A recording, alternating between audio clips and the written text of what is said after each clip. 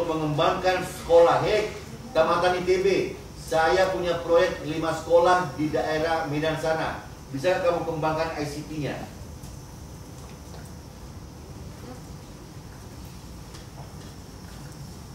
Bayangkan bila data adminnya semua berbasis komputer, bisa pakai email, referensi suatu dari pakai internet ada, komputernya adalah voice komputer, TK-nya dalam ajar.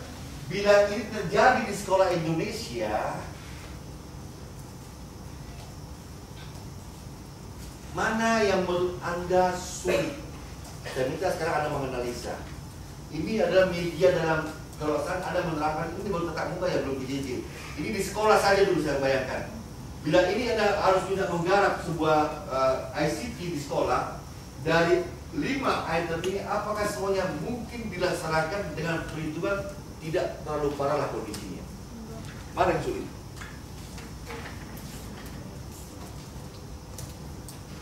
Coba cek kasih. Semua data nggak lagi pakai apa order yang gedula, abu semua. Isinya data alumni, nilai, CV dan lain-lain. Number one. Kalau Anda disuruh minta itu apa yang lakukan? Hei, itu database. Bisa? Pakai apa? MySQL ya? Bola? Tidak amat. Excel. Itu jawaban-jawaban yang sama ada praktis. Contoh lu pikir, wah, sekolah yang bayar pakai ubi, bawa jagung tiap bulan untuk bayar uang sekolahnya, tetapi tidak mungkin tidak menyentuh si ikan. Masa kita mau tinggalkan mereka? Ini kasus buat Anda, saya bukan cakrawala buat Anda. Kalau Anda menjadi seorang pendekar ICT nantinya, Anda kan menjadi pendekar semua di kan ICT kan? Saya disuruh menggarap itu. Yang kedua, apakah sulit bagi Anda membuat bawa butuh email? Apakah Anda mungkin mengatakan bahwa email itu tidak penting? Guru sekarang itu tidak pakai email. Jangan bilang guru sekarang udah tua-tua loh ya. Guru sekarang itu bukan guru tua-tua loh, guru muda-muda loh. Hati-hati berpikirnya. Kalau nggak penting, berarti nomor 2 akan pindah ke paling bawah. Ini mau saya bilang Anda peringkat itu loh. Nggak terlalu prioritas, berarti dia paling bawah. Yang ketiga, ada internet di sekolah. Ini proyek ini, ada di satu sekolah. Bisa di ujian keluar juga lagi nih. Pokoknya semua keluar ujian ini. Yang keempat, ada komputer. Bagaimana Anda menjadi seorang tenaga sukarelawan atau yang dibayar per hari, datang ke sekolah hanya ada satu komputer, gurunya 10. Tambahan bonusnya, tidak semua mengajar pada jam yang sama. Hanya ada satu komputer, koneksi internet. Bagaimana Anda mengajar gurunya?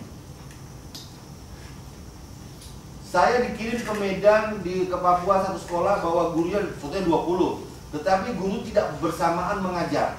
Anda bertugas untuk menjadikan 1 bulan semua guru bisa office, bisa internet, bisa email. Ini udah terjadi, udah saya bikin soalnya, makanya saya bilang sama Anda. Ini udah saya lakukan soalnya masalah ini. Saya diminta 1 bulan mengembangkan sebuah sekolah dengan internet yang tidak begitu bagus, pas-pasan, tapi dalam sebulan wajib semua gurunya bisa office. Minimal 3, Word, PowerPoint, Excel, dan juga punya email. Bagaimana saya mengembangkan itu di sekolah yang 20, yang semuanya notabene di bawah ICT. Saya punya ide pengembangannya. Human Resource Development dalam ICT. Ada ide? Yang pertama, kan tadi saya bilang tidak semua guru mengajar dalam waktu yang sama. Saya bikin kepada kepala sekolah bahwa saya diberikan hak penuh untuk mengatur guru untuk ICT. Apa yang saya katakan? Setiap guru yang tidak ngajar wajib dengan saya merumpi 1 jam. Dalam 1 jam setiap hari saya mengajari dia office, internet, dan email yang tidak mengajar. Selama sebulan, tiap hari satu jam ya. Ada guru kadang-kadang jam 12, belajar lagi, jam 2 ada lagi, selama sebulan. Apakah tidak mungkin itu berhasil? Selama dia tidak mengajar, dia datang ke, halo Pak Timbul sayang, halo Ibu silakan duduk mari. Setiap hari 1 orang bisa 4 orang per jam. Itu yang perlu Anda buat namanya kalau kita menghadapi masalah dalam ICT. Ini yang mau saya sampaikan. Setiap permasalahan ICT, selama ini kok Simone selalu ada solusi lah, atau kita juga. Kita tidak boleh berhenti oleh suatu masalah di lapangan. Karena apa? ICT itu adalah pemecahan secara bersama memang. Kalau dia digital punya masalah, ngapain? Pakai ICT. Masalah. Turunkan ICT. Kan begitu.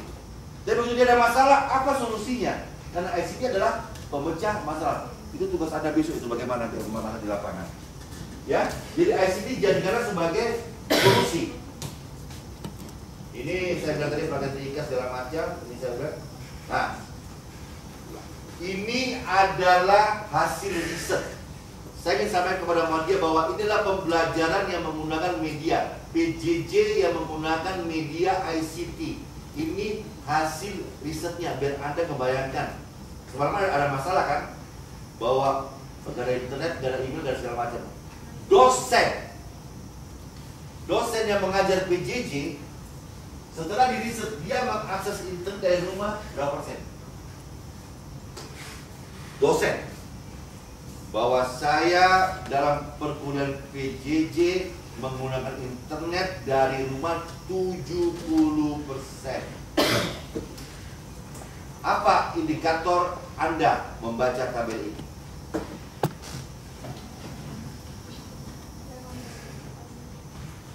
Mereka menggunakan internet saat tidak. Namamu siapa sih Ayu?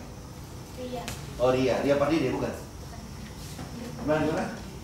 Jadi para dosen yang melakukan PJJ itu mengakses internet saat tidak. Lihat komponen yang lain, ada kantor, ada kantor ini istilahnya di ICT Center. Ada peran benar istilahnya? Itu yang ada di sekolah terbaik sama di dinas ya? Yang itu, oke.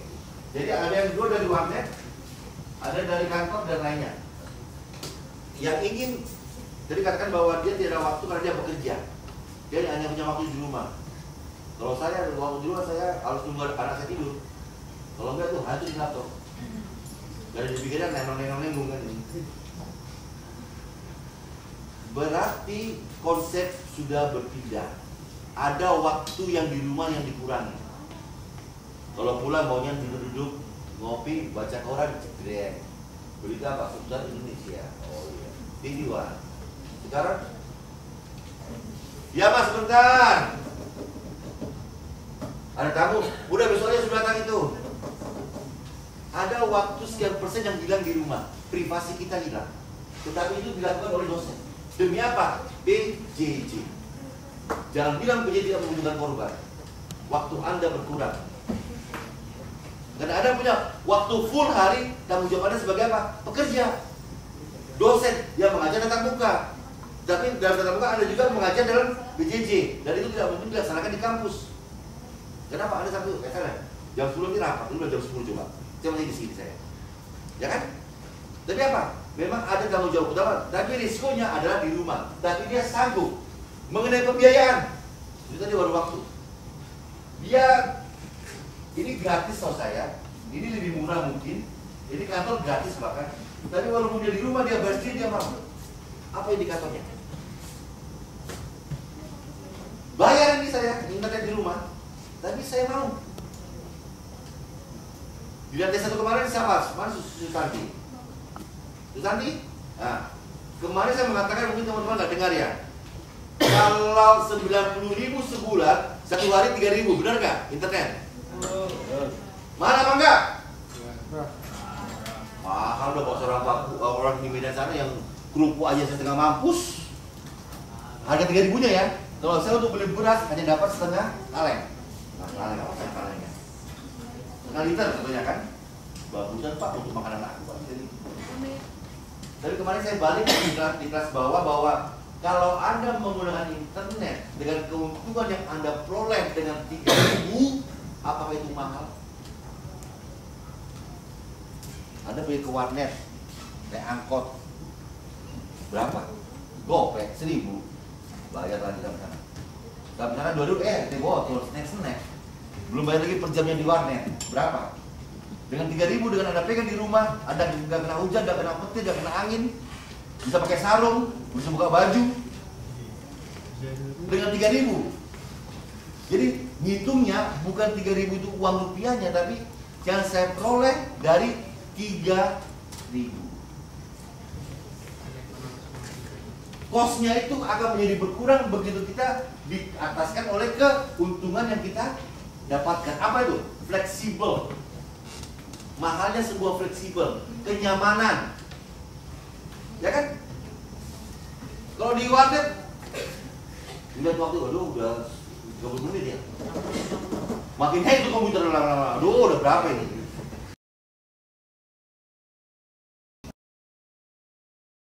Sambil cukur jenggot, ya kan? Atau yang cewek sambil, ya, tuh, wah, ya, 3.000. Itu yang masih luas sama Anda. Lain kali kalau berpikir, jangan melihat nilai rupiahnya, tapi nilai rupiah ini yang saya keluarkan mendapatkan apa yang saya peroleh. Itu komponen di situ, biar kita adil. Ya, jangan digaduh cuma dengan sama beras. Itu. Yang kedua, ini dari dosen ya. Sekarang adalah mahasiswa. Siapa bilang mahasiswa PJJ mengatakan bahwa laptop itu mahal? Satu komputer untuk 2 mahasiswa, satu komputer untuk 3. Tadinya kampus itu menyediakan lab ya. Karena saya bilang kalau kita PJJ 1 bulan kan kumpul di 1 bulan kumpul kan, 5 bulan baru ke sekolah. 1 bulan itu ternyata kampus itu hanya menyediakan 1 komputer untuk 3 orang. Bahkan sampai 5. Yuk kan itu. Yuk gantian yuk semuanya gitu, kasihan. Tetapi karena kampus itu sudah PJJ, maka dia merasa tanpa ada hukum atau lo, kenyamanan itu dibuat jadi satu kampus dan kemudian 1 orang. Nah, waktu dibuat kemudian 1 orang, akhirnya mahasiswa beli sendiri laptopnya. Dengan cara apa? Karena saya tanya sama Anda, sekarang paling murah laptop yang zaman sekarang siapa kan yang sering jual laptop di internet ini? Cukup bagus. Berapa paling murah laptop dan tanpa DVD room? Ada kan di bawah juta? Ada 1.500.000. Kalau dia ngangsur tiap bulan, 6 bulan sebulan dia bayar berapa? Saya punya 1,5 juta. Kalau setiap bulan saya ngangsur, oh jangan 6 bulan aja karena waktu dia kuliah 1 tahun dia dapat 1.500.000 dibagi 12 bulan. 100? Saya guru gaji saya sekarang 2,5 juta, hilang 120.000. Seorang guru yang nggak bisa laptop dia mengatakan bahwa oke, saya harus punya laptop. Kenapa? Saya belajar ICT. Tidak ada, jangan mengatakan ICT. Ini kata momok besar ini. Begitu waktu saja hitung-hitungan dari gaji sekarang guru 2,5 juta loh, yang paling ini 2 juta. Siapa sih Bapak punya guru? Berapa gaji Bapak? Sekarang apalagi kan sertifikasi. Saya tahu itu 5 juta. Yang sekarang S1 5 juta gaji guru. Begitu dia ikut pendidikan ini, dia sebelum sertifikasi sekitar 2, sekian. Nah begitu dia ikut dengan hilang 100.000 sebulan, dia merasa laptop memang saya butuhkan. Jadi bukan 100.000-nya, tapi keuntungan daripada laptopnya. Jadi kalau Anda di lapangan ketemu orang yang mengatakan ICT mahal, itu jawaban kalian ya, bahwa ketermanfaatannya. Yang berikutnya, ini komentar dari mahasiswa yang menggunakan media ICT based. Bisa baca, saya bisa pegang mouse dengan benar sekarang. Saya awal pernah di orang dari Kalimantan. Yang pernah saya bilang di kelas bawah, bahwa ayo klik next. Enggak mau Pak, lari mouse-nya Pak. Bukan kita ini pencet. Pertama kali saya ketemu mereka. Dan ini adalah hasil laporan Dinas resmi. Akhirnya dia bisa menyampaikan bahwa di akhir kuliah mereka bisa mengembangkan namanya PowerPoint dengan link.